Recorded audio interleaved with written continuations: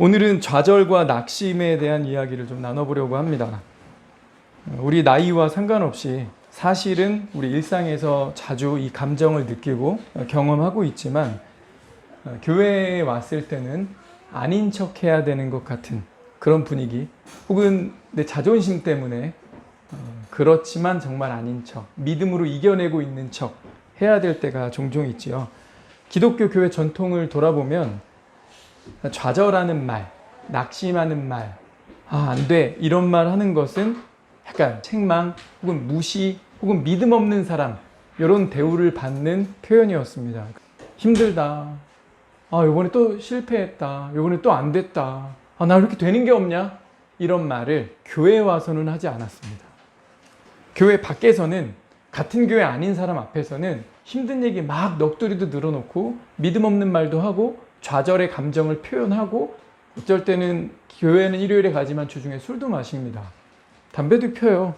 근데 같은 교회 사람 앞에서만큼은, 그리고 교회라고 하는 그 지역교회 안에서만큼은 거룩한 척, 괜찮은 척, 주님이 함께 하시는데요, 다 되죠.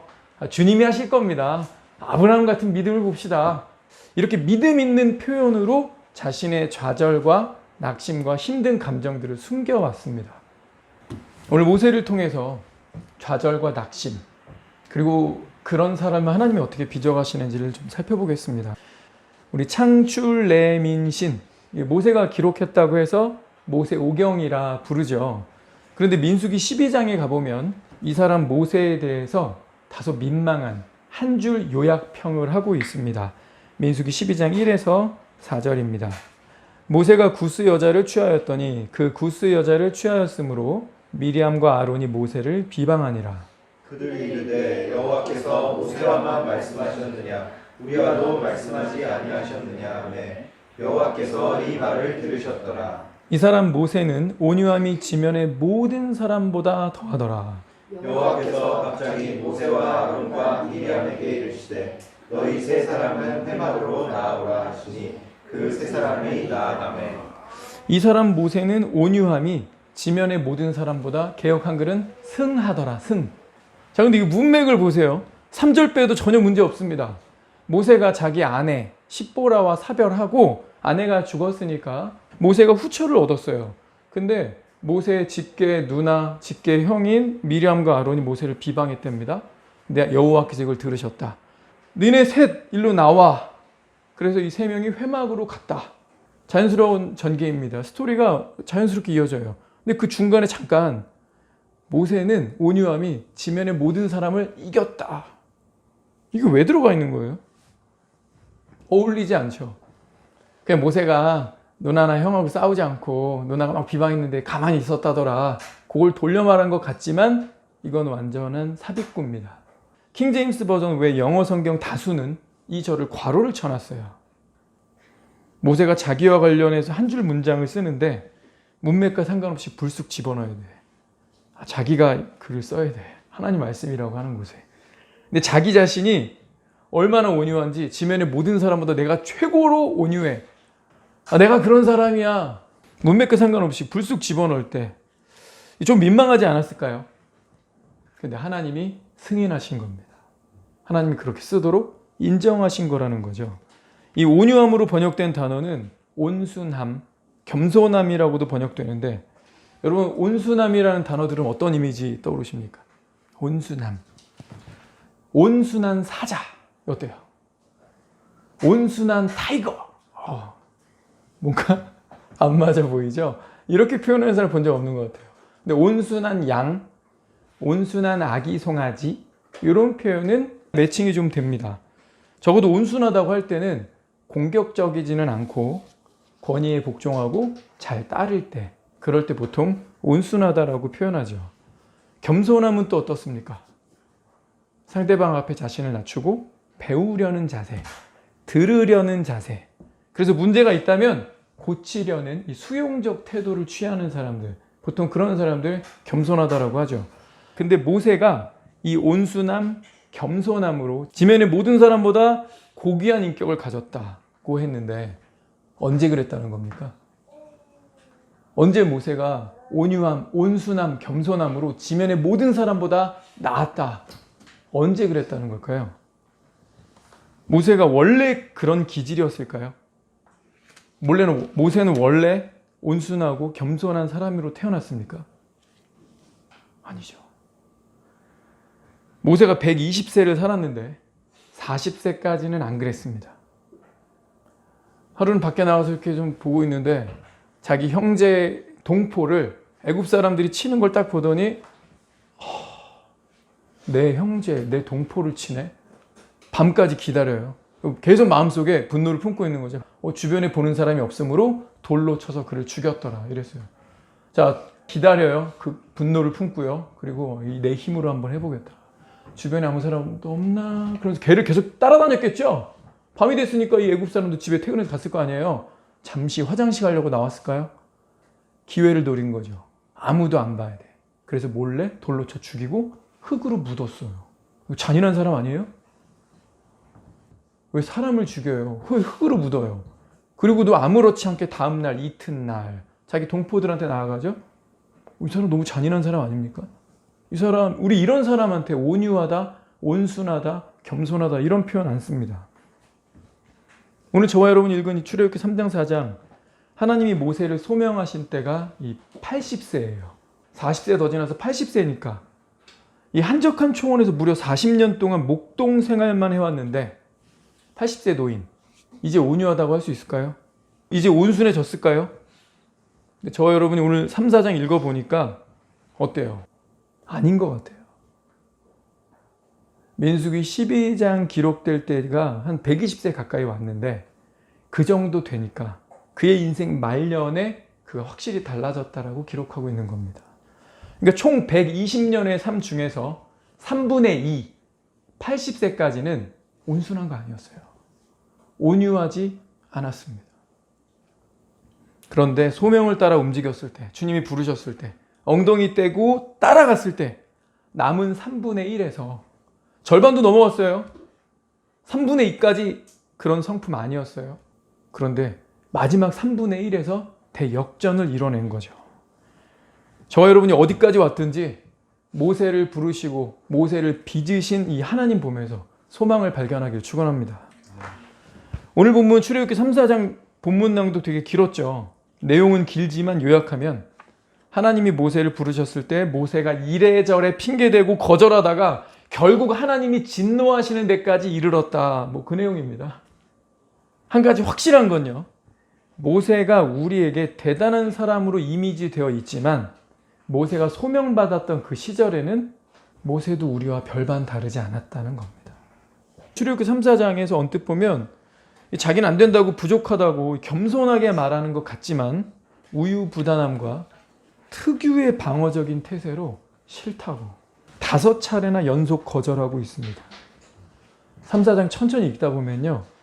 살짝 짜증이 나는 것 같아요. 여러분 그렇지 않던가요? 7에서 10절 내가 내 백성의 고통을 분명히 보고 들었다. 내가 그들을 구원할 것이다. 이제 가라. 모세.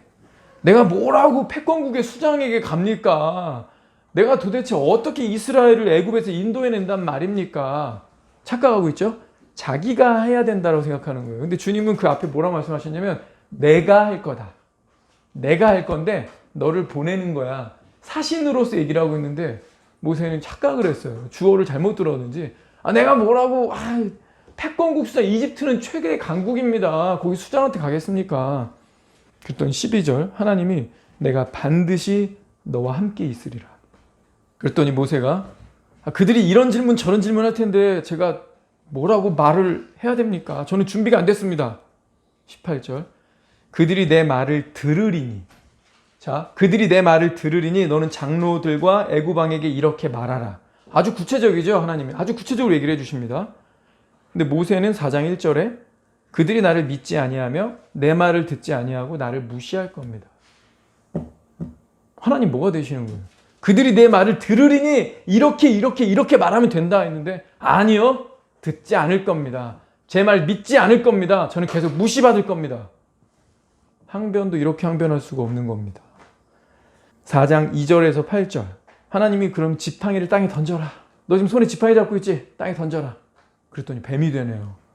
무서워서 막 뒤로 피합니다. 피하지 말고 꼬리 잡아라. 제가 나 물면 어떡해? 꼬리 잡아. 네. 다시 지팡이가 됐어요. 그리고 네 손 품에다 넣었다 빼라. 이렇게 넣었다가 빼라. 뺐는데 손이 막 하얗게 변하면서 문둥병이 생겼습니다.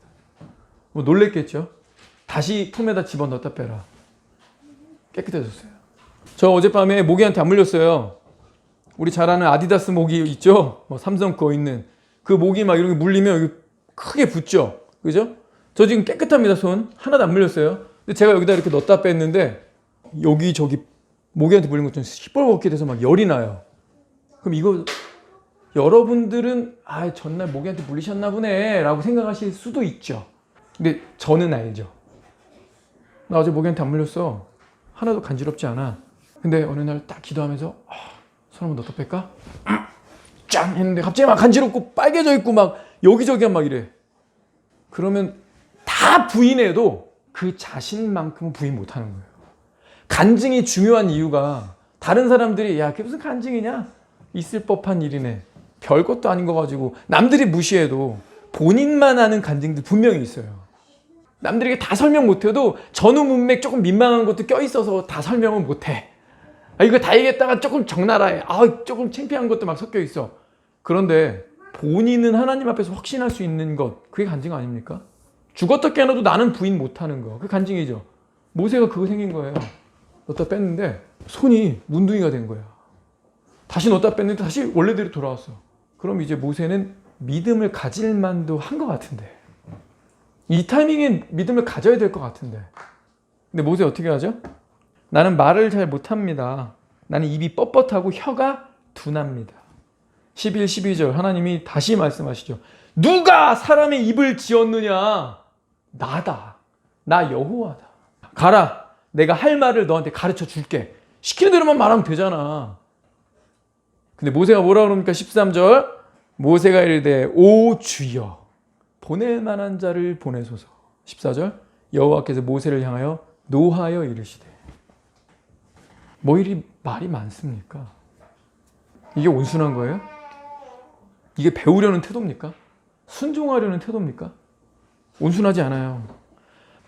하나님이 일개 인간을 찾아오신 것도 영광인데, 찾아오셔서 내가 너 한 사람을 통하여 한 민족 전체를 구원하겠다라고 하는 크고 원대한 비전을 주신 것도 영광인데, 어떻게 하실 건지 자세히 설명까지 해주신 너무나 친절하신데, 그분을 육성으로 직접 이런 소명을 받았는데 모세는 어떻게 하고 있어요?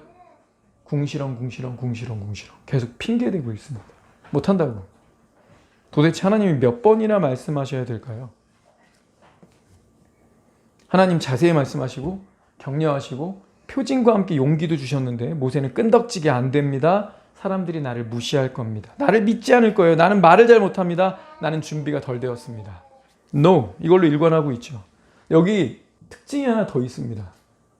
하나님은 길게 말씀하시고 모세는 짧게 말한다는 거예요. 세상의 어느 왕이 자기 신하한테 구구절절 계속 설득하면서 5차례나 거절하는데 계속 해주라. 해야 되지 않겠니? 내가 함께 할게. 다 가르쳐줄게. 시키는 대로만 하면 돼. 될 거야. 네 말 들을 거야. 아니. 오해하지 마. 들을 거야. 듣는다니까. 일단 해봐. 세상에 어느 왕이 인간한테 이렇게 합니까? 인간 왕도 인간 신하한테 이렇게 안 합니다. 어명이다. 다시 항변했다가는 국법으로 다스릴 것이다. 이게 왕들이 쓰는 말 아닙니까? 근데 하나님이 끝까지 모세를 인내하면서 그를 사용하시겠다라고 하십니다. 모세를 보면 답답한 느낌 들지 않습니까? 그런데 이 모세의 모습에서 우리 자신의 모습을 발견합니다. 해마다 연초가 되면 우리 마음을 먹죠. 올 여름에는 열심히 운동해서 날씬한 몸으로 원피스를 입으리라. 비싼 돈 주고 막 1월달, 2월달에 헬스장 등록하고 아침 수영을 막 등록합니다. 아침 일찍 일어나서 수영을 하고 그 다음에 출근해야지. 근데 몇 주 못 가서 안 가고 있는 자신을 발견해요. 올해는 악기 하나 배워보리라. 그러나 2월달, 3월달로 미루다가 반년이 지나갑니다. 올해는 성경 1독하고 적어도 한 달에 한 권씩은 경건서적을 읽으리라. 근데 가을이 된 시점에서 한번 돌아보니까 여전히 성경은 레위기에 멈춰 있고 책 구매는 단 한 권에 그쳤습니다. 이런 계획 저런 계획 나름 세워보고 시도하다가 실패하고 안 되면 무슨 생각이 굳어질까요? 우리 경험이잖아요. 무슨 생각 굳어지죠? 나는 안 돼. 해봤자 소용없어. 몇 차례의 시도와 실패는 그 사람에게 패배의식을 느끼게 합니다. 그럴 수 있어요. 근데 문제는요, 패배의식에 갇혀 있다는 게 문제입니다. 다시 말합니다. 우리가 몇 차례 시도해보고 실패를 하다 보면 우리 사람인지라 패배의식을 느낄 수 있어요. 사탄이 그걸 계속 줍니다. 성경에 그렇게 써있잖아요. 우리한테 패배의식을 준다고. 좌절하게 하고 낙심하게 하고 포기하게 만들잖아요. 사탄이. 그게 전공이잖아요. 근데 문제가 뭐라고요? 하나님이 찾아오시고 격려하시고 다시 기회를 주셔도 스스로를 패배의식에 가둬놓는 게 문제입니다. 그러면서 이런 생각 들어오죠. 나는 안 돼. 해봤자 뻔해. 그리고 하나님도 안 될 거야.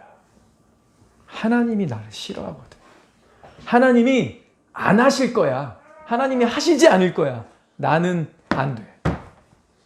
나는 안 돼. 그런데 실패라고 하면 이 사람 빼놓을 수 없습니다. 10살에 어머니의 죽음, 20세 때 사랑하는 누나의 죽음, 23살 때 사업의 실패, 1살 뒤 24살 때 주의회 의원 낙선, 25세 사업 실패, 27세 약혼자의 죽음, 30세 의회 의장직 낙선, 32세 대통령 선거위원 낙선, 36세 하원의원 공천 탈락, 42세 사랑하는 5살 아들 죽음, 47세 상원의원 낙선, 48세 부통령 낙선, 50세 상원의원 낙선, 53세 12살 아들의 죽음. 이거 아브라함 링컨인데요. 아브라함 링컨 56세 때 죽습니다. 암살당해요. 50세 상원의원 떨어졌는데 2년 뒤에 52세 때 다시 도전을 했는데 대권을 도전했어요. 계속 떨어진 사람이 대권을 도전합니다. 52세 때 대통령 됩니다. 그리고 4년 하고 나서 재선까지 성공해서 재선 당선 대통령이 됐는데 암살돼서 죽습니다. 정말 많은 실패를 겪었죠. 그런 다음에 링컨이 이렇게 일기를 씁니다. 내가 실패할 때마다 사탄은 내게 끝장났다고 말했다. 그러나 하나님은 실패를 가지고 더 큰 일을 도전하라고 말씀하셨다.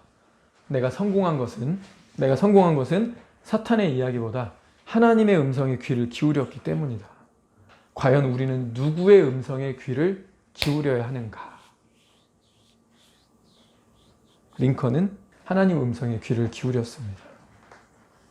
그리고 그가 일기를 쓴 게 하나 더 있는데요. 주님, 저에게 무엇을 말씀하시려고 하십니까? 실패는 내가 패배자란 말이 아닙니다. 단지 내가 아직 성공하지 않았다는 것입니다. 실패는 아무것도 이루지 못했다는 것이 아닙니다. 어떤 중요한 것을 배웠다는 것입니다. 실패는 내가 어리석다는 것이 아닙니다. 시도할 충분한 믿음이 있었다는 것입니다. 실패는 내가 치욕을 받은 것이 아닙니다. 내가 감히 시도했었다는 것입니다. 실패는 내가 가지지 못했다는 것이 아닙니다. 다른 방법으로 시도해야 된다는 것을 깨닫게 한 것입니다. 실패는 내 인생이 하급품이라는 것이 아닙니다. 내가 완전한 존재가 아니라는 것을 알게 해준 것입니다. 실패는 내 시간을 탕진했다는 것이 아닙니다. 내가 다시 해야 된다는 것입니다. 실패는 내가 포기해야 되는 것이 아닙니다. 더 열심히 해야 한다는 것입니다. 실패는 내가 결코 이룰 수 없다는 것이 아닙니다. 나에게 보다 인내가 필요하다는 것입니다. 실패는 주님께서 날 버리셨다는 것이 아닙니다. 주님 당신이 더 좋은 아이디어를 갖고 계시다는 것입니다. 아멘. 와, 이 사람이 실패에 대해서 10가지로 문장을 썼는데 한 줄 한 줄이 주옥 같더라고요. 가만히 보면서 와, 실패를 이렇게 받아들이는구나. 그리고 마침내 그는 대통령에 당선돼서 노예제 폐지를 위해 자신에게 주어진 소명의 길을 걸어갔습니다. 우린 이 본문 읽다 보면 모세가 왜 이렇게 핑계대고 왜 이렇게 안 한다고 못 한다고 할까? 좀 궁금해지지 않습니까? 40세의 왕궁에서 도망 나와가지고 아무도 모르는 척박한 광야에서 객지 생활을 합니다. 왕궁에서 최고 권력을 누리면서 먹는 거, 마시는 거, 최고급 포도주 막 이런 거 먹었겠죠. 옷도 좋은 것만 입고 다니고요. 지금이면 이집트의 왕자니까 BMW, 아우디, 폭스바겐 이런 것부터 더 좋은 거 있다면서요. 뭐 제규어 아니 뭐 그런 거 있다면서요. 전차 타고 이 당시엔 전차입니다. 열심히 전차 타고 다니면서 그냥 돌아다녀요. 그럼 사람들이 머리를 막 수그립니다. 막 어휴 왕자 프린스 오셨습니까? 그런데 이제 아무도 모르는 곳에서 사람도 별로 없는 곳에서 양이나 치고 있죠. 그 세월이 40년이면 모세가 지난 세월들 과거 회상했을까요? 안 했을까요? 너무 당연한 거 아닙니까? 스마트폰도 없어요. 40년 동안 그냥 걸어다니면서 양이나 치고 여기 풀 많네 여기서 뜯어라 하고서 그냥 가만히 앉아 있어요. 하늘 보고 40년 모세가 생각 좀 했을까요? 예, 다른 할 일이 없거든요.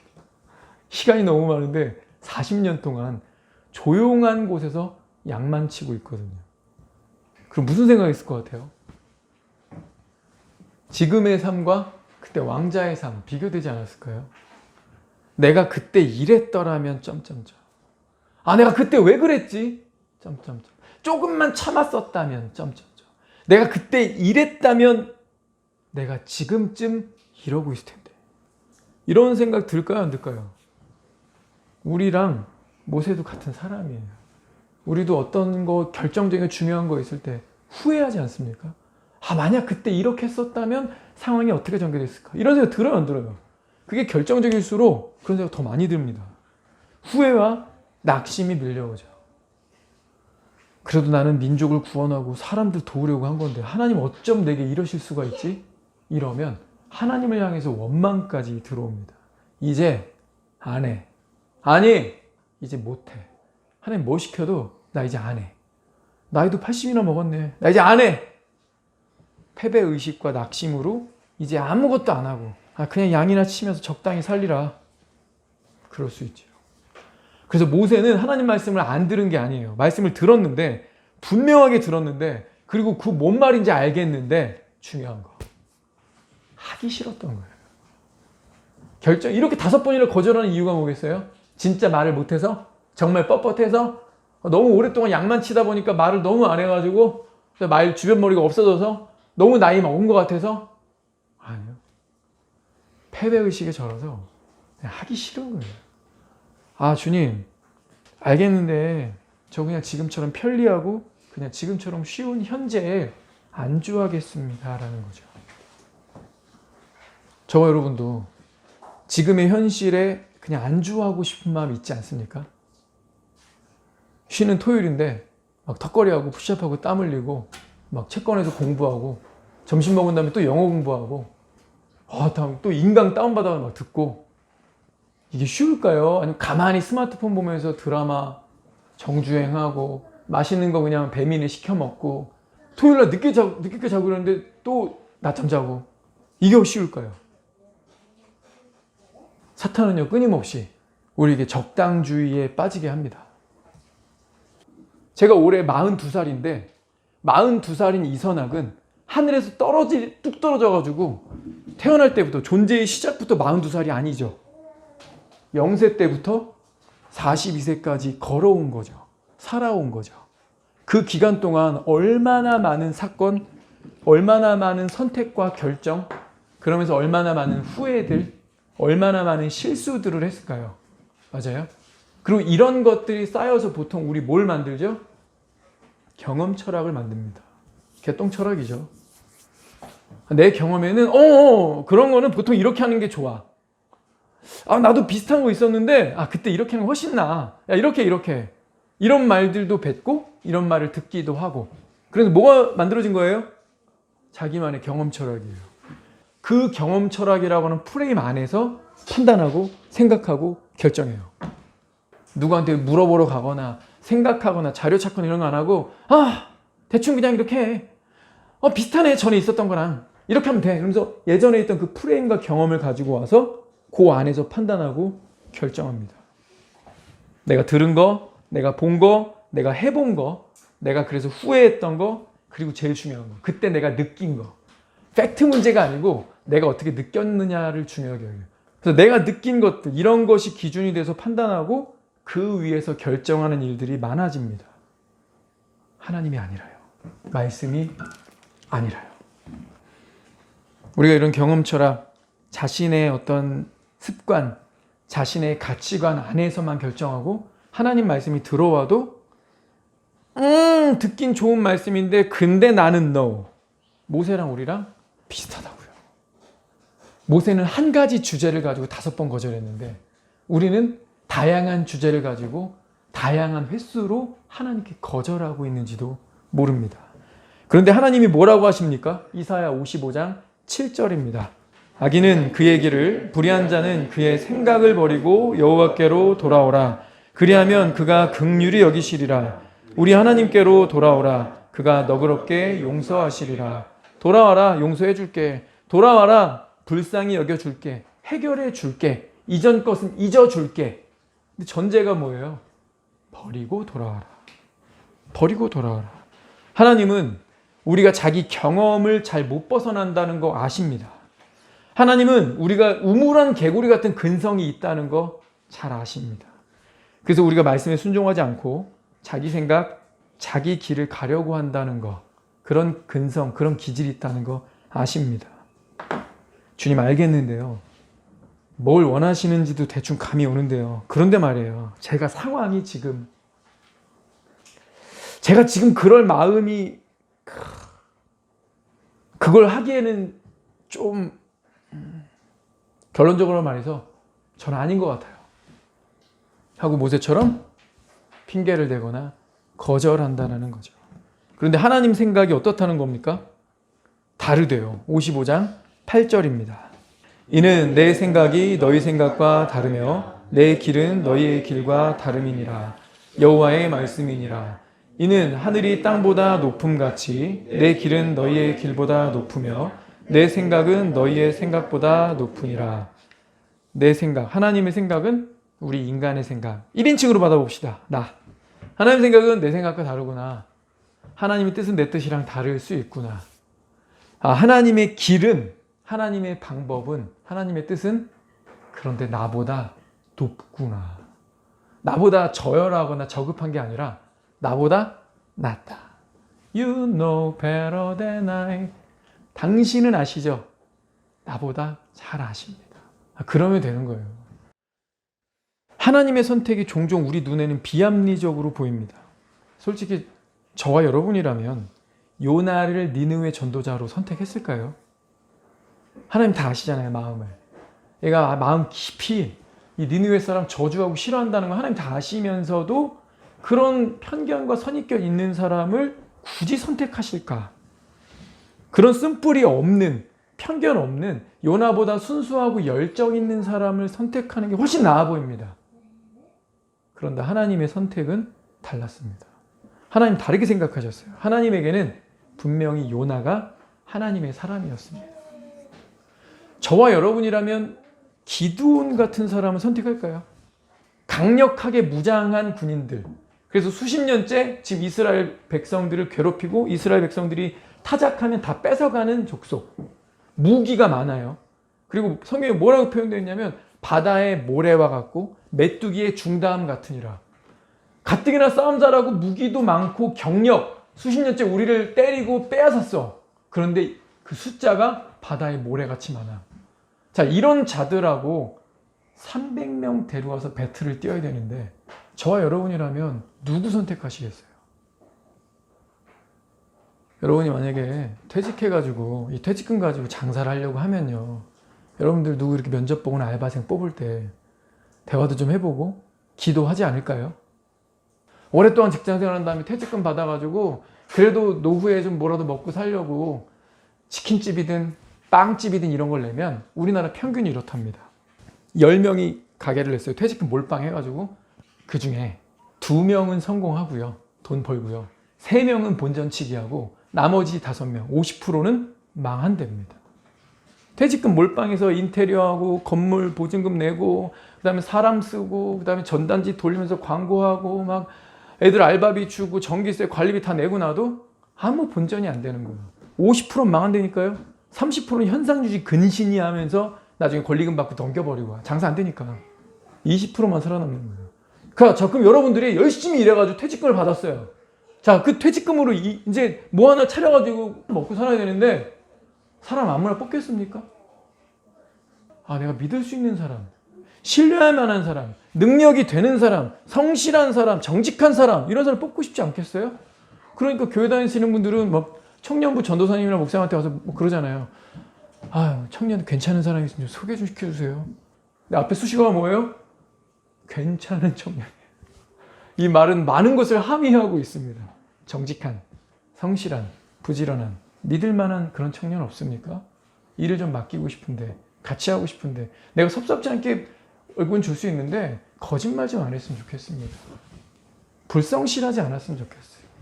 막 들이받고 이러지만 않았으면 좋겠습니다. 그런 거죠. 우리도 사람 보고 뽑는 데니까요. 자, 저와 여러분이 지금 강력하게 무장한 적군, 메뚜기같이 많고 바다에 모래같이 많은 적군, 근데 경력도 되게 오래됐어, 무기도 좋아, 이런 적군을 고작 300명 데리고 와서 대파시켜야 돼. 대장 누구 뽑겠습니까? 지휘관 누구 뽑겠습니까? 기도는 아닌 것 같아요. 얼마나 무능합니까? 얼마나 소심하고 쫄아 있습니까? 밀은요, 막 날아가야 되니까 공개된 곳에서 타작하는 거죠. 근데 포도주는요, 밟아가지고 즙을 짜내는 거니까 이렇게 가림막 되어 있는, 포도주 틀은 가림막이 되어 있어요. 그러니까 밀을 여기서 타작하면 안 돼. 먼지만 계속 날리고 여기에 가둬지니까. 근데 기돈이 어떻게 하고 있었어요? 곡식 옆집 사람이든 누구한테 뺏길까봐 거기 나가지고 그냥 이 밀을 타작하는데 포도주 틀에 들어가서 숨어서 타작하고 있다가 딱 걸렸죠. 주의 천사한테.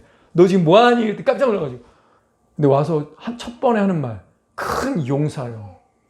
얘가 무슨 용사예요? 지금 쫄아가지고 무섭다고 숨어가지고 타작하고 있는데. 우리라면 선택 안 할 것 같습니다. 그런데 하나님은 그를 선택하셨고 찾아오셨죠.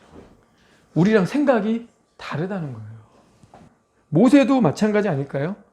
저였다면 시들시들해진 80세 노인을 선택하지 않았을 것 같습니다.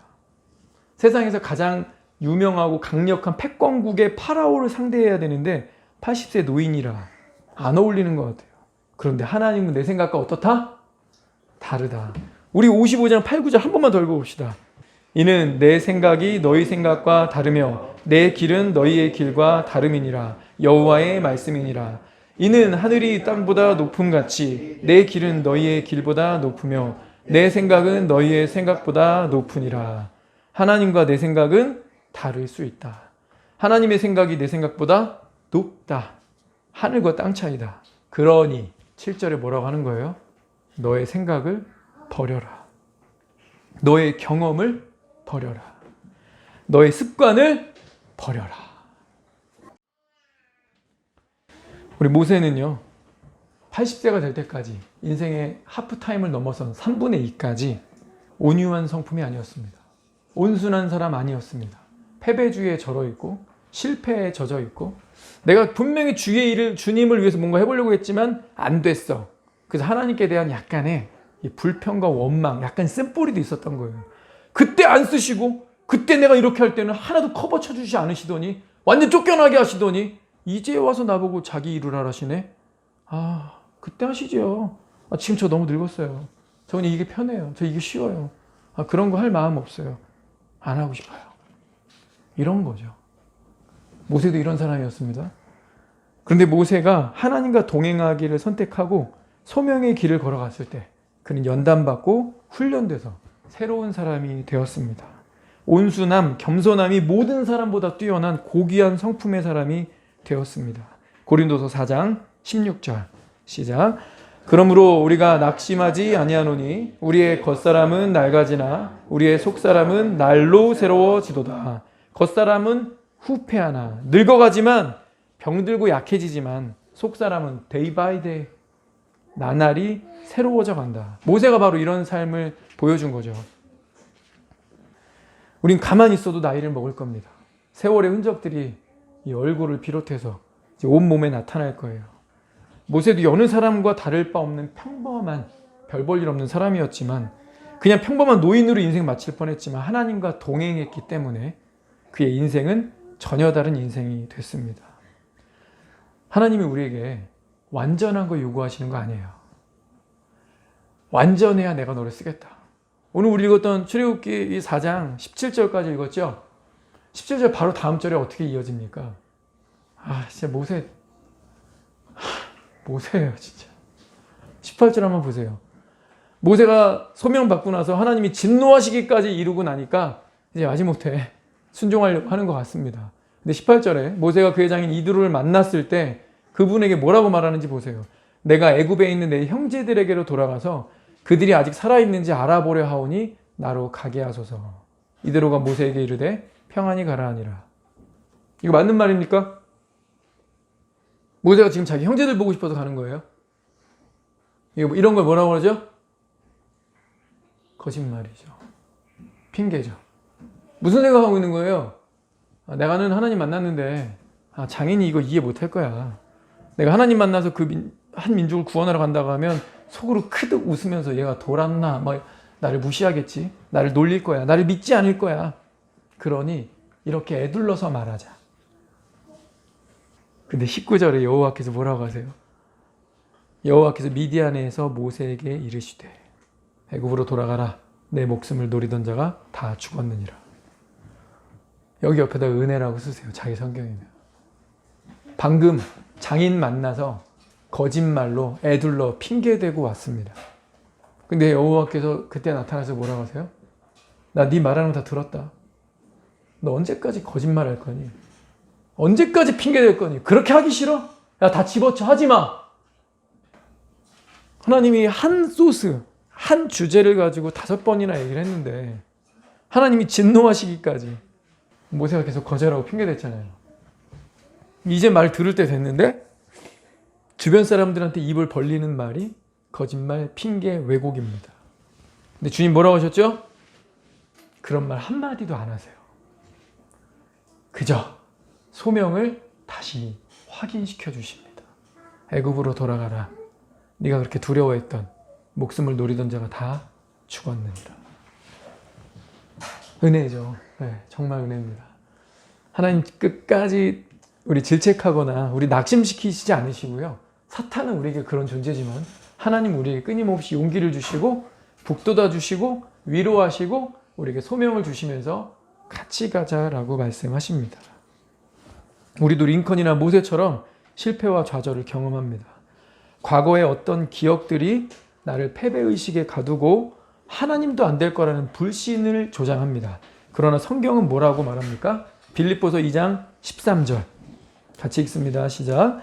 너희 안에서 행하시는 이는 하나님이시니 자기의 기쁘신 뜻을 위하여 너희에게 소원을 두고 행하게 하시나니. 내 안에, 우리 안에 행하시는 이가 누구래요? 나 자신이 아닙니다. 하나님이시랍니다. 우리에게 소원을 두고 행하게 하신다 했는데 내 안에 소원을 두시는 분이 누구세요? 내가 내 소원 이루는 거예요? 내가 이거 하고 싶은 거예요? 아니죠. 주어가 하나님이에요. 이 하나님이 자기 기쁘신 뜻을 위해서 자기의 기쁘신 뜻, 이 소원을 내 안에 두시고 그거 행하게 하신다는 거죠. 자, 나를 찾아오시고 당신의 뜻을 내 안에 심어주시고 그것을 소원으로 발현시켜 주시고 그거 순종하도록 같이 행하도록 동행하시는 분 누구시다? 하나님이시다. 지금까지 안 됐던 것들 이제는 주님 안에서 가능할 거라는 믿음을 가집시다. 지금까지는 경건하지 못했지만 오늘부터 경건의 벽돌을 쌓아보리라. 지금까지 성실하지 못했지만 오늘부터 성실의 습관을 훈련하리라. 지금까지는 신부단장하지 않았지만 이제 나는 거룩한 신부로 준비되리라. 내 안에 소원을 주시는 그리스도와 동행하며 순종의 발을 내딛는 저 여러분 되길 축원합니다. 기도합시다.